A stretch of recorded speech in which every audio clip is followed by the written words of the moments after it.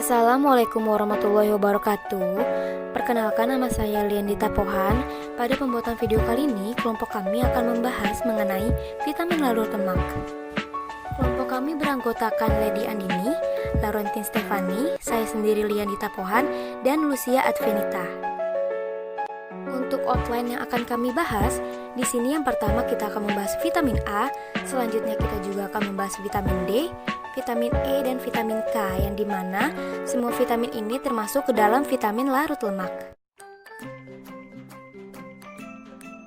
Vitamin A adalah salah satu vitamin yang berfungsi untuk perkembangan dan kinerja berbagai organ tubuh seperti mata, kulit, organ reproduksi, dan sistem kekebalan tubuh. Peranan vitamin A dalam indera penglihatan. Vitamin A banyak berperan dalam pembentukan indera penglihatan bagi manusia. Vitamin ini akan membantu mengkonversi sinyal molekul dari sinar yang diterima oleh retina untuk menjadi suatu proyeksi gambar di otak kita. Senyawa yang berperan utama dalam hal ini adalah retinol. Fungsi vitamin A yang pertama, menjaga kesehatan mata. 2. Meningkatkan sistem kekebalan tubuh. 3. Membantu tubuh kembang sel tubuh. 4. Mengoptimalkan sel tubuh. 5. Mencegah kanker. Dan 6. Mencegah penyakit campak. Vitamin A adalah zat organik kompleks yang dibutuhkan tubuh dalam jumlah yang sangat sedikit kecil dan pada umumnya tidak dapat dibentuk oleh tubuh. Vitamin A merupakan vitamin yang larut dalam lemak dan memiliki fungsi yang penting bagi tubuh, yaitu berperan dalam menjaga dan meningkatkan penglihatan, pembentukan sistem imun tubuh, dan sebagai antioksidan bagi tubuh, pertumbuhan, dan perkembangan. Oleh karena itu, jika tubuh kekurangan vitamin A, seringkali dapat berakibat fatal pada organ penglihatan serta infeksi. Sumber vitamin A seperti sayuran berwarna hijau tua, buah-buahan yang berwarna kuning sampai jingga, hati, kuning telur, susu, dan mentega. Defisiensi vitamin A atau kekurangan vitamin A merupakan masalah kesehatan utama di negara yang sedang berkembang, termasuk Indonesia. Kekurangan vitamin A terutama sekali mempengaruhi anak kecil. Di antara mereka yang mengalami defisiensi dapat mengalami erotalmia dan dapat berakhir menjadi kebutaan, pertumbuhan yang terbatas, pertahanan tubuh yang lemah, eksaserbasi infeksi, serta meningkatkan risiko kematian. Hal ini menjadi nyata bahwa kekurangan vitamin A dapat terus berlangsung mulai usia sekolah dan remaja hingga masuk ke usia dewasa. Meskipun konsekuensi kesehatan dari kekurangan vitamin A tidak digambarkan dengan baik di atas anak usia dini, namun data terakhir menunjukkan bahwa kekurangan vitamin A pada wanita usia reproduksi dapat meningkatkan risiko kesakitan dan kematian selama kehamilan periode awal postpartum. Vitamin A dapat dianalisa kuantitatif dengan metode spektrometri UV-Vis karena mempunyai absorbasi maksimal pada panjang gelombang antara 325 nm sampai 328 nm dalam berbagai pelarut. Cara penetapan harus dilakukan secepat mungkin dan terlindung dari cahaya. Penyerapan sinar tampak atau ultraviolet oleh suatu molekul yang dapat menyebabkan eksitasi elektron dalam orbital molekul tersebut dari tingkat energi dasar ke tingkat energi yang lebih tinggi. Alat yang digunakan untuk mengukur transmitansi, reflektansi, dan absorbasi sebagai fungsi dari panjang gelombang. Kelebihannya, yang pertama, caranya sederhana. Yang kedua, dapat menganalisa larutan dengan konsentrasi yang sangat kecil. Dan kekurangannya, yang pertama, absorbasi dipengaruhi oleh pH larutan, suhu, dan adanya zat pengganggu dan kebersihan dari kuvet. Yang kedua, hanya dapat dipakai pada daerah ultraviolet yang panjang gelombangnya lebih dari 185 nm. Yang ketiga, pemakaian hanya pada gugus fungsional yang mengandung elektron valensi dengan energi eksitasi rendah. Dan yang keempat, sinar yang dipakai harus monokrom. Konten yang kedua yaitu vitamin D. Untuk pendahuluannya, vitamin D adalah salah satu jenis vitamin larut lemak prohormon yang juga dikenal dengan nama kalsiferol. Vitamin D terdiri dari dua bentuk bioekuivalen yaitu vitamin D2 dan vitamin D3. Fungsi vitamin D yang pertama yaitu penyerapan kalsium dan fosfor, yang kedua pembentukan tulang, yang ketiga menurunkan diferensiasi sel, dan yang keempat modulasi fungsi imun. Selanjutnya dasar teori. Menurut buku Prinsip Dasar Ilmu Gizi, vitamin D adalah senyawa berwarna putih, membentuk kristal yang larut dalam minyak dan lemak, tetapi tidak larut dalam air. Umumnya, vitamin D stabil terhadap pemanasan, asam, dan oksigen.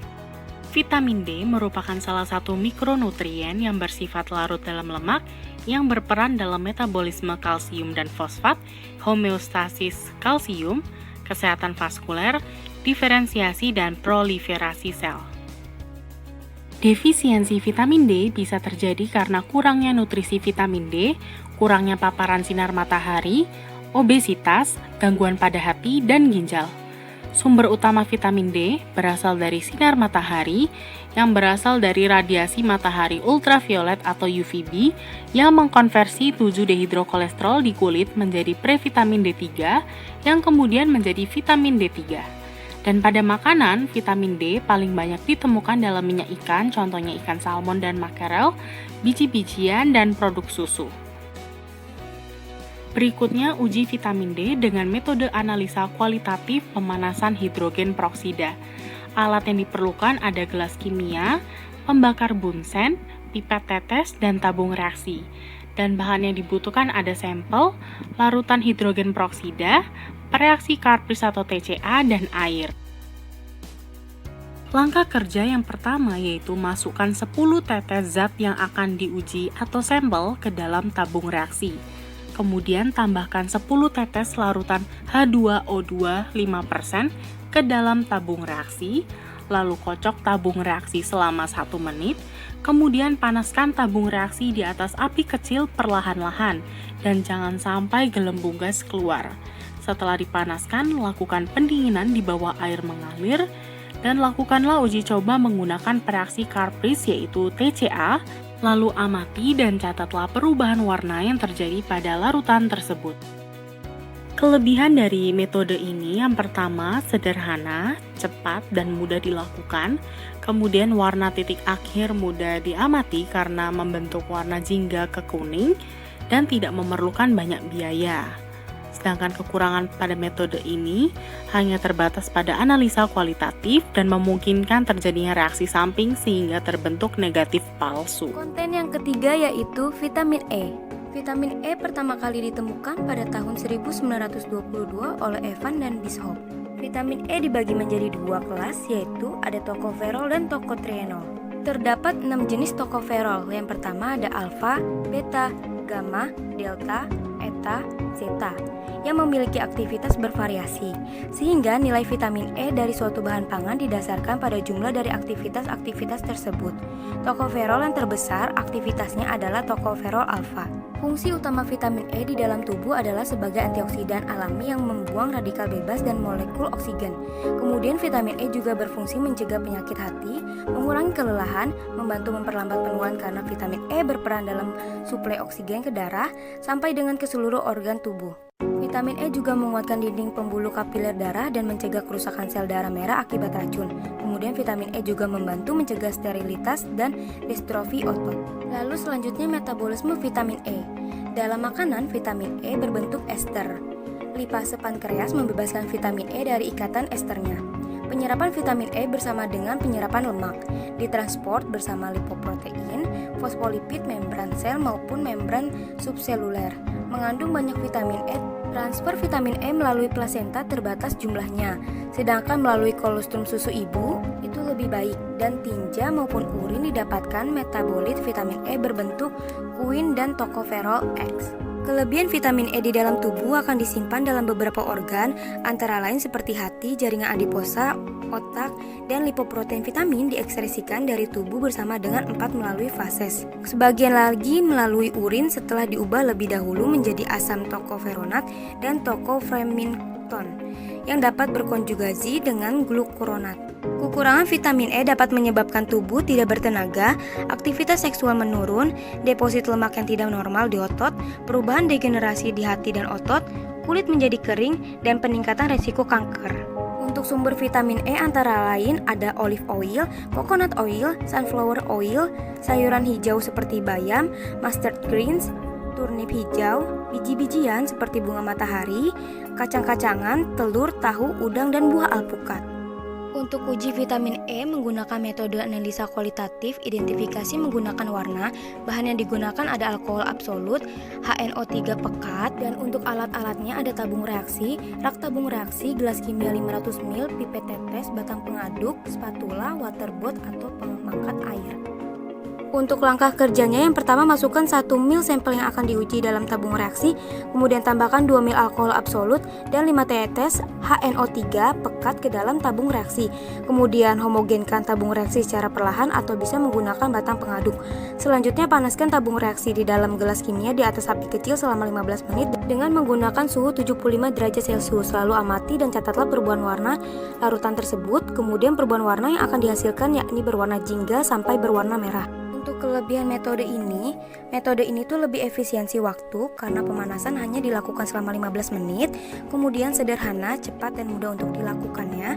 Kemudian warna titik akhirnya mudah diamati karena membentuk warna jingga atau berwarna merah.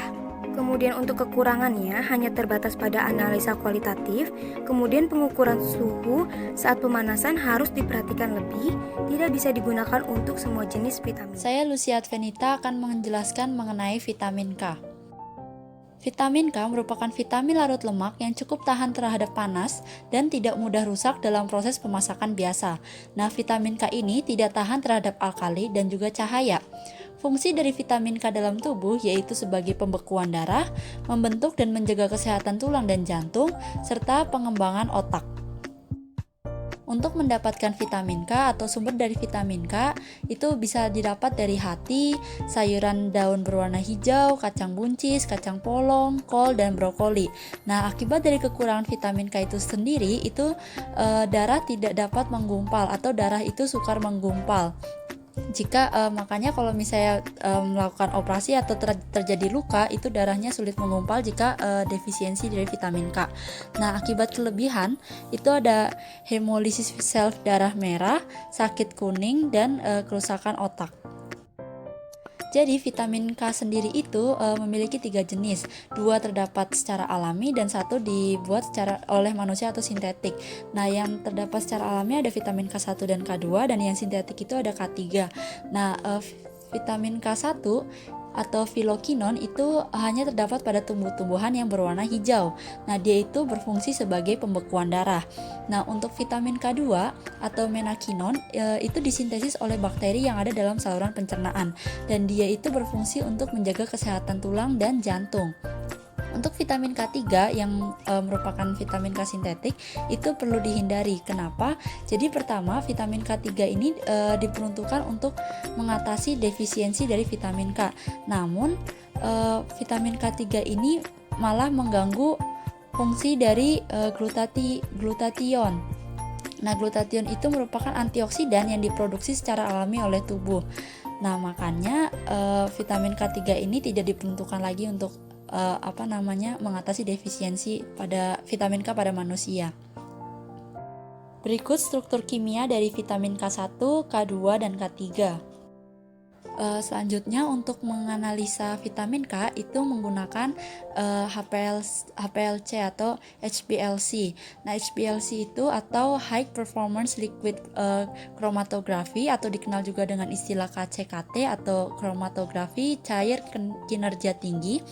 Nah, itu tuh merupakan salah satu teknik kromatografi dengan media cair yang diberikan tekanan tinggi. Nah, kromatografi sendiri itu merupakan teknik pemisahan suatu campuran. Jadi dia itu memisahkan molekul-molekul yang ada dalam satu campuran heterogen atau homogen. Jadi HPLC-nya itu water. Jadi HPLC itu ada yang sejenis kayak HPLC, cuman dia yang bentuk gas dan itu juga bisa untuk mendeteksi adanya atau untuk analisa vitamin K. Terus panjang gelombang yang digunakan itu 254 nanometer. Terus untuk flow rate-nya itu 1 mili per menit. Terus untuk inch volume atau injeksi volumenya itu 20 mikroliter. Nah, HPLC ini tuh merupakan metode kuantitatif. Jadi untuk melihat dia tuh bisa melihat berapa jumlahnya, dia juga bisa melihat kualitatifnya juga. Nah, jadi cara kerja atau prosedur untuk analisa vitamin K menggunakan HPLC ini, pertama kita menyiapkan larutannya dulu.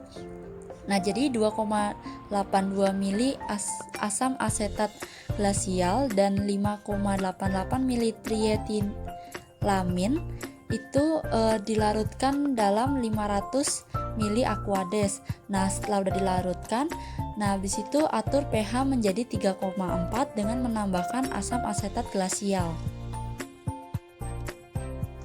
Kemudian kita melakukan persiapan sampel. Nah, yang pertama-tama timbang sampel sebanyak 1 gram, kemudian larutkan dalam labu ukur 100 ml dengan 60 ml pelarut pH 3,4 yang tadi telah dibuat. Lalu ultrasonik selama 5 menit.